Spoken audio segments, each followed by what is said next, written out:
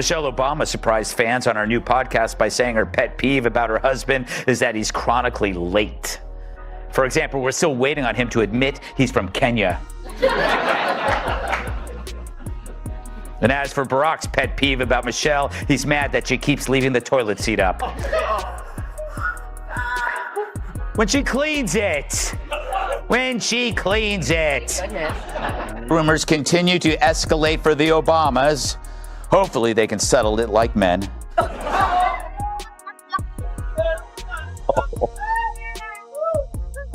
Michelle Obama's polished image just met its match, and Greg Gutfeld came in swinging with brutal accuracy. In a roast filled with sharp humor, irony, and non-stop truth bombs, Gutfeld strips away the media polished layers of America's beloved First Lady turned lifestyle figure. From her picture-perfect virtue to her branding genius, nothing escapes his comedic blade. This isn't just a roast, it's a reality check that flips praise into punchlines. This new podcast is off to a slow start, ranked at number 34 on Spotify. In her defense, most people don't like her.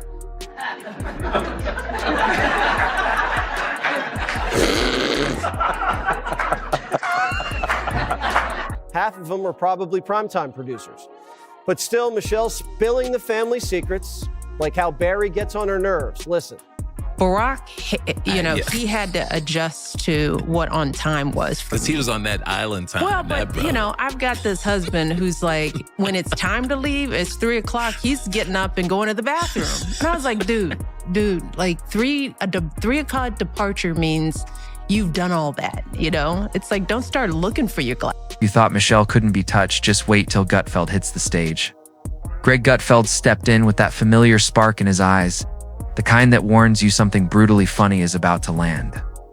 And tonight all roads led to one name, Michelle Obama. You could sense it building like a quiet shake before a thunder blast. It wasn't going to be gentle. It wasn't going to be nasty. It was classic Gutfeld. A roast blazing hot, delivered with a grin and a hammer. Have to use our voices to make these choices clear to the men that we love. Our lives are worth more than their anger and disappointment. What's that pitter-patter sound I'm hearing in the background? It's the footsteps of Barack running to vote for Trump. He kicked things off the way only Greg does. Michelle Obama, the media's untouchable darling, praised with a worship usually saved for queens, had crafted a public image so polished, even her mistakes had spin teams. Gutfeld joked at how the former First Lady glided through politics like some magical mix of hope, kale, and podcast deals. But tonight, Greg wasn't here for bedtime stories. He showed up with comedy fire, and no feel-good book tour was going to put it out. Michelle, according to a new poll, Michelle Obama isn't as strong a Democratic candidate against former President Donald Trump as many Dems would have you believe. In a hypothetical matchup, my favorite kind. Trump wins with 47% of the vote compared to Michelle Obama's 44%. I guess some of the kids whose school lunches she ruined are finally... Or he jumped right into the branding game. Michelle, who first came onto the scene as the down-earth mom from the South Side, had morphed into a multi-million-dollar machine built on polished relatability. Gutfeld joked about how she went from planting veggies to becoming a global lifestyle empire, and no one seemed to notice. She had her own sneakers, her speeches cost more than military hardware, and her Netflix checks could rival the national debt. Yet somehow, people still painted her as an outsider taking on the system. Greg couldn't help but laugh. She wasn't outside it, she was turning it into a franchise. I think you said this before, Tyra. She can't run because if she were to lose to Trump, it would be the most humiliating, loss in history. Well, not just, I don't know if I think I said that and you added that, but we'll take. Listen, Republicans, she just kicked our ass. She's up 15 points. I noticed this weekend. I'm just going to speak on it. We can't play with a lead. Every time Republicans, we get a lead. Then came the myth building. Gutfeld brought out the flamethrower and lit up the media's non-stop obsession with her every move. He joked that Michelle could walk into a room, trip over a chair, and the headlines would still call it a bold symbol of inner strength. She could blink, and the press would write poems about the courage in her eyelashes. To Gutfeld, this wasn't admiration, it was worship, and not the fun kind.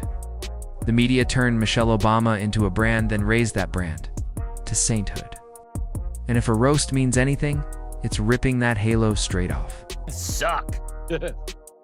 Let me warn you, your rage does not exist in a vacuum. If we don't get this election right, your wife, your daughter, your mother, we as women will become collateral damage to your rage. He ripped back the polished image, showing how every pose, every quote, every glance felt carefully staged. Nothing was off the cuff. Everything was a performance.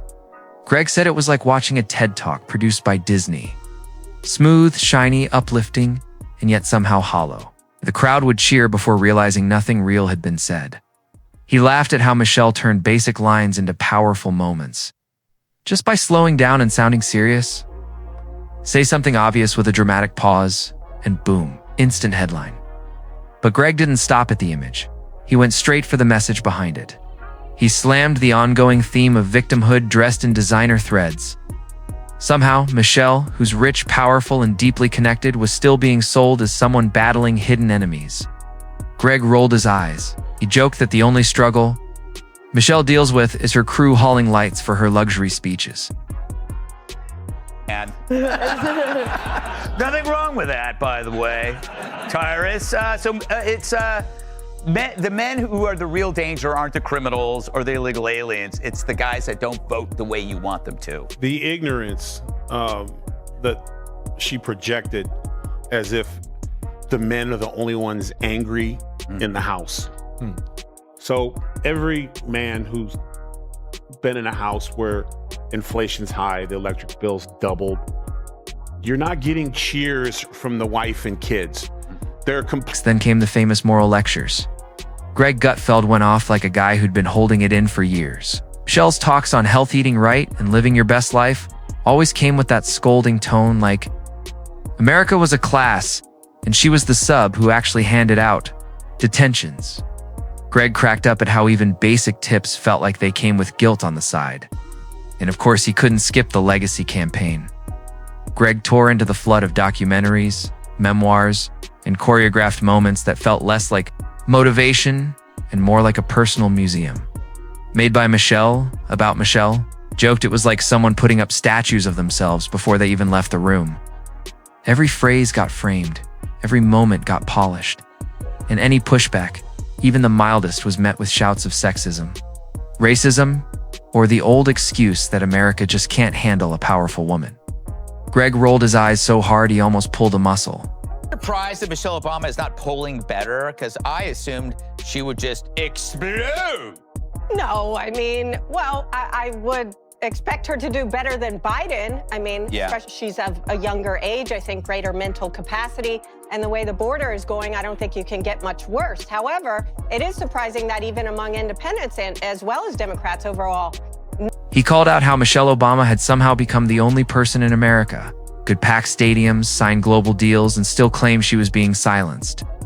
That's not being muted. That's speaking into 1,000 mics and still whining about the volume. Then came the self-references. Greg couldn't hold back. He painted Michelle, flipping through news stories about herself like bedtime tales. She wasn't just telling her story, she was producing it, casting it, and selling tickets. In the podcast, Greg had a field day. Michelle, the new queen of podcasts, dropping little nuggets of wisdom to fans who already believed she was flawless. Greg ripped into the setup. It wasn't a dialogue, it was a sermon set to background music. He joked about the planning meetings where each episode had to be just deep enough to quote, just tearful enough to trend, and just fuzzy enough to say nothing at all. But it wasn't all surface-level jabs. Gutfeld got serious with the double standards. How Michelle could jump into politics, throw sharp lines, stir emotions, and still be seen as untouched by the chaos. He said it was like playing dodgeball in a judge's robe. It's just the men are the ones trying to solution, and their solution is to vote for President Trump. And here's the thing, their women are backing them up. So take that little message, curl it up in a little box, and give it to Mr. Garrison. She could throw shots, hint at. Critics campaign hard, and then vanish behind the shield of moral high ground the second anyone pushed back. It wasn't just clever, it was genius. And Greg actually gave her props for owning the game while acting like she wasn't even playing it. He joked that if Michelle wore jeans, it was a blow to oppression. If she rocked heels, it was an economic message. He pictured fashion editors holding crisis meetings to analyze her blouses like they were ancient secrets. Greg wasn't buying it. He said the hype said more about the media than her wardrobe. And he couldn't leave out the picture-perfect family branding, not the people themselves, but how they were packaged. Greg pointed out how everything Michelle touched turned into a brand. Dinner became a campaign. Photo turned into a national headline. He joked that if she strolled down the street, CNN would call it a masterclass. If she waved, someone would write a thesis. The woman could sneeze and end up with 3 book deals and a nonprofit launch. But you can tell when she campaigns for Kamala, she looks like a bridesmaid giving a toast on her friend's 5th wedding. Right. Like she knows this is a bad idea, and no one gives a. The only thing she's missing is a Cosmo. Made the roast hit hard and fly high was how Greg wrapped it all in razor-sharp wit. He wasn't going after Michelle Obama, the person. He was tearing apart Michelle Obama, the brand, the myth, the constantly marketed symbol of modern virtue. He reminded everyone that when every move is staged to perfection, you stop knowing what's genuine. Because in the end, Michelle's real triumph wasn't just surviving politics. It was mastering life after it. She became a brand, a movement, an image people wanted to believe in. And Greg Gutfeld, with that trademark gleam in his eye and a monologue still rolling, wasn't even close to done. He leaned in tighter, shifting tone like a guy who knew he was just warming up. The roast had only skimmed the top. Now it was time to dig into the layers where image and truth mixed so well, even Michelle might not know where the line was anymore. Be attracted to a guy who's not financially sound when you meet him? I married one. He brought up the nonstop praise, not to say she didn't. She earned some of it, but to point out how robotic it had become, like a red carpet rolled out on autopilot. The media had built her a shrine, and any criticism was treated like blasphemy. But Gutfeld wasn't there to bow down. He came to crack the stained glass. He joked about how everything Michelle touched had to be labeled historic or groundbreaking.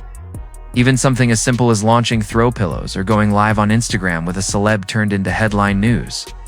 Greg pictured her stepping into a kitchen and a film crew, instantly spinning it into a symbol of world peace. Right. Doesn't seem like this is the right strategy. No. She basically says that they're hurting women by voting for Trump. But I think they don't understand that where it comes from in the first place is that people are sick of being told how bad they are and talked down to. And it wasn't that she hadn't done impressive things. It was that even the most ordinary moments got blown up into greatness like an air mattress puffed up until it floated above reality. Then came the activism. Gutfeld couldn't resist pointing out that while Michelle was endlessly celebrated for backing causes, she never really took a risk. There was no tightrope, just a marble runway labeled resistance. But what really fired him up was how every time Michelle stepped back into the spotlight, the media treated it like she'd returned from some grand exile, like the pause between podcast episodes was a national silence. Compared it to a concert, where the singer never actually leaves the stage, just keeps doing encores until no one remembers the first song. And that was the trick, he said. Stay in the light long enough, and people forget there's a script behind the shine. But Greg didn't forget.